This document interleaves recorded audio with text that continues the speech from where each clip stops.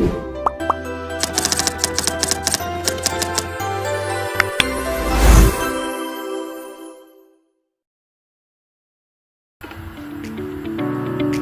adik-adik, bertemu lagi. Di sini kita mau bahas tentang mean, median, dan juga modus. Kira-kira apa sih? Langsung saja ya, kita masuk ke dalam pembelajarannya. Oke, di sini yang pertama kita mau bahas tentang mean, yang disebut juga sebagai rata-rata. Nah, mean itu adalah nilai rata-rata dari sekumpulan data yang cara menghitungnya adalah dengan menjumlahkan semua data, kemudian membaginya dengan sebanyak data. Artinya sebanyak data itu jumlah seluruh datanya yang ada ya. Nah, jadi rumusnya itu bisa kita tuliskan seperti ini.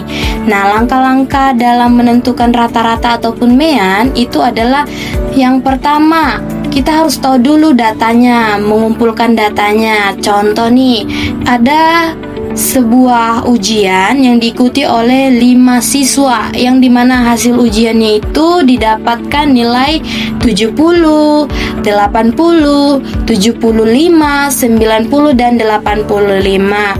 Nah, kalau kita hitung, ini semua datanya ada 5 ya, sesuai dengan jumlah banyak siswanya. Masing-masing anak itu memiliki satu nilai. Nah, jadi nilainya ini sudah kita kumpulkan semua nilai dari 5 anak-anak yang mengikuti ujian tadi.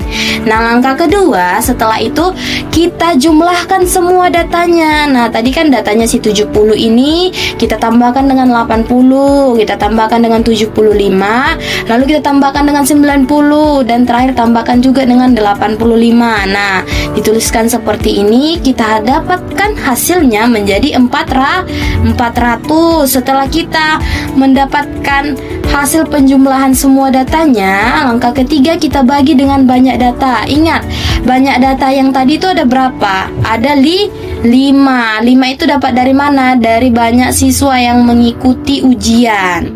Nah, maka kita bagikan 400 dibagi 5 sama dengan 80. Jadi, hasil akhir yang kita temukan itu adalah rata-ratanya ya. Jadi kita menemukan bahwasanya rata-rata dari data yang telah kita kumpulkan tadi di awal adalah 80.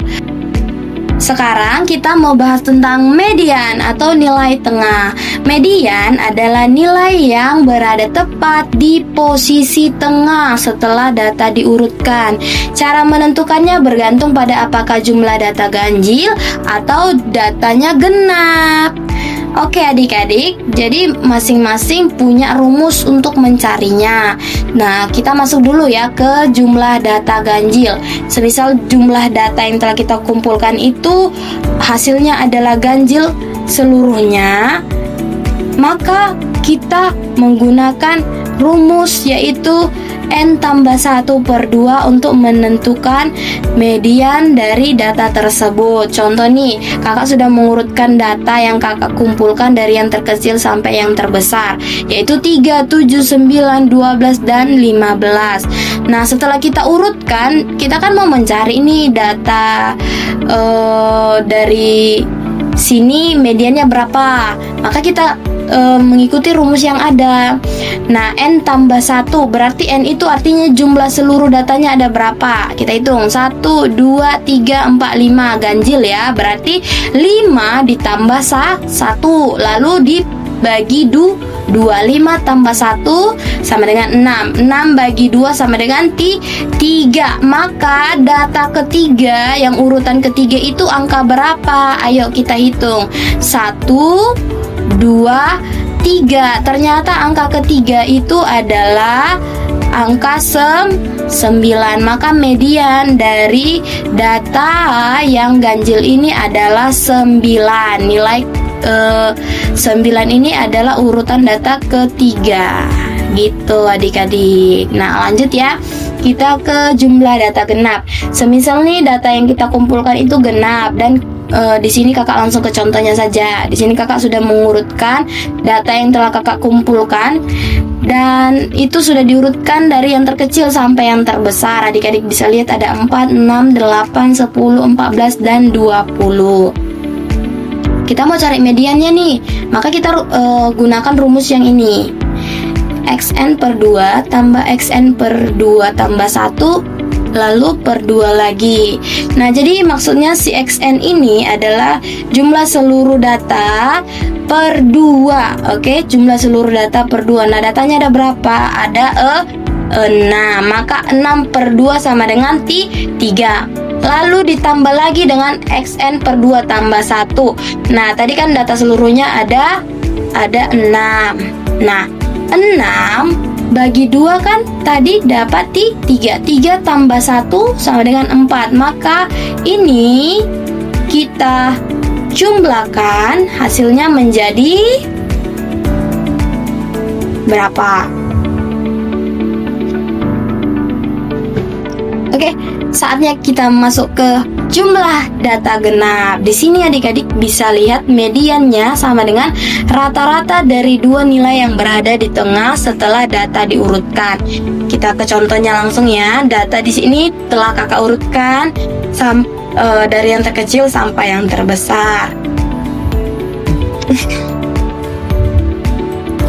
Oke adik-adik, di sini kita bahas sekarang yang jumlah data genap. Mediannya sama dengan rata-rata dari dua nilai yang berada di tengah setelah data diurutkan. Contohnya, data nih. Oke, kita masuk ke jumlah data genap. Median sama dengan rata-rata dari dua nilai yang berada di tengah setelah data diurutkan. Contoh, nih kakak punya data yang telah kakak urutkan. Ada 4, 6, 8, 10, 14, dan 20. Kita mau cari mediannya. Nah, kalau kita mau cari mediannya nih kita pakai rumus ini. Karena dia datanya genap, Xn per 2 tambah Xn tambah 1 per 2. Jadi adik-adik, kita kan mau cari nih nilai mediannya, maka ikuti rumus yang ada. Xn per 2, Xn nya itu berapa nilai,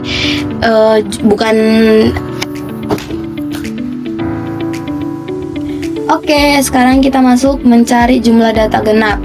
Mediannya itu sama dengan rata-rata dari dua nilai yang berada di tengah setelah data diurutkan. Contoh, data yang telah kakak dapatkan itu 4, 6, 8, 10, 14, dan 20. Ini kan sudah terurut dari yang terkecil sampai yang terbesar. Lalu kita cari nih apa mediannya dengan menggunakan rumus yang ini yang ada di sini. Xn per 2 tambah Xn per 2 tambah 1 per 2. Kita cari dulu satu-satu Xn per 2 nya. Nah, karena data seluruhnya itu ada 6, maka 6 bagi 2 sama dengan 3. Lalu di sebelahnya kita cari lagi Xn per 2 tambah 1. Jumlah seluruhnya data yang ada 6 bagi 2 dapat 3 ditambah 1 sama dengan 4. Maka data ketiga tadi itu angka berapa? Kita hitung ya. 1, 2, 3. Oh, berarti urutan ketiga itu nilainya adalah 8. Nah, kita tuliskan di sini 8. Setelah itu kita cari Xn per 2 tambah 1 itu tadi dapat kita 4 ya. Maka urutan data keempatnya bernilai berapa sih? Kita hitung 1, 2, 3, 4. Oh, 10. Maka kita tuliskanlah 8 tambah 10. Setelah kita sudah menemukannya, jangan lupa ya kita bagi 2. 8 tambah 10 hasilnya kan 18. Kita bagi 2 hasilnya sama dengan 9. Maka median dari data genap yang telah kita susun di sini adalah nilainya 9. Benar. Selanjutnya kita akan membahas modus. Modus itu adalah nilai yang paling sering muncul. Di sini kakak mau bahas modus ada 3 jenis.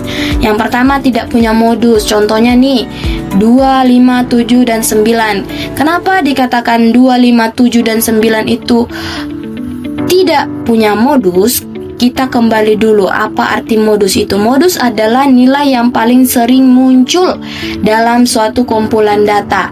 Sebuah data bisa tidak memiliki modus, memiliki satu modus, atau bahkan lebih dari satu modus. Nah, berarti dia ini tidak punya modus karena kemunculan dari angka-angka ini frekuensinya sama. 2 muncul hanya sekali, 5 muncul hanya sekali, 7 muncul hanya sekali, dan 9 hanya muncul sekali juga. Jadi mereka tidak punya modus karena memiliki frekuensi yang sama. Selanjutnya kita bahas satu modus animodal.